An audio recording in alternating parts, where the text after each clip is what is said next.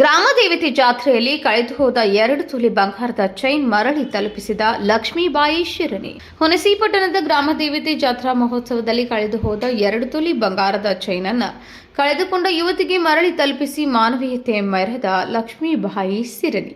ಪಟ್ಟಣದ ನಿಂಗಣ್ಣ ಡಂಗಿ ಇವರ ಮಗಳಾದ ಶ್ರೀಮತಿ ರೇಣುಕಾ ಡಂಗಿ ಇವರು ಪಟ್ಟಣದಲ್ಲಿ 5 ದಿನಗಳವರೆಗೆ ನಡೆದ ಗ್ರಾಮದೇವಿ ಜಾತ್ರೆಯಲ್ಲಿ ದೇವಿಯ ದರ್ಶನಕ್ಕೆ ಹೋದಾಗ 2 ತೊಲೆ ಬಂಗಾರದ ಚೈನ್ ಕಳೆದುಕೊಂಡಿದ್ರು. ಈ ವಿಷಯ ಊರಿನ ಮುಖಂಡರ ಹತ್ತಿರ ಹೇಳಿದಾಗ ಮುಖಂಡರು ಮೈಕಲ್ಲಿ ಹೇಳಿ ಚೈನ್ ಸಿಕ್ಕಿದಲ್ಲಿ ಅವರು ಮರಳಿ ಕಳೆದುಕೊಂಡವರಿಗೆ ತಲುಪಿಸಿ ಎಂದು ಹೇಳಿದರು. ತದನಂತರ ಲಕ್ಷ್ಮೀಬಾಯಿ ಶಿರನಿ ಅವರು ದೇವಿಯ ದರ್ಶನಕ್ಕೆ ತೆರಳಿದಾಗ ಅವರಿಗೆ ಈ ಚೈನ್ ಸಿಕ್ಕಿದೆ ಎಂದು ಊರಿನ ದೈವದ ಸಮ್ಮುಖದಲ್ಲಿ ಮರಳಿ ಕಳೆದುಕೊಂಡ ರೇಣುಕಾ ಡಂಗಿ ಇವರಿಗೆ ತಲುಪಿಸಲಾಯಿತು.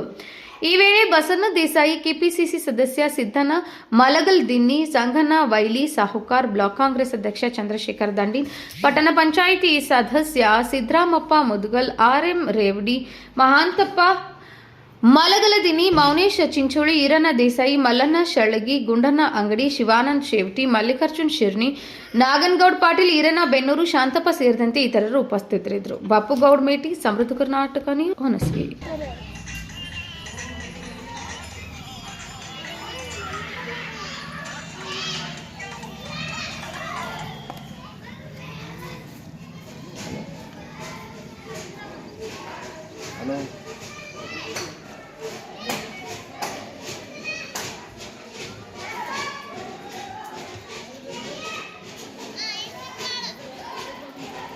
ಸಿಕ್ಕದ್ದು ಖುಷಿ ಆಗ್ಯದ್ರಿ.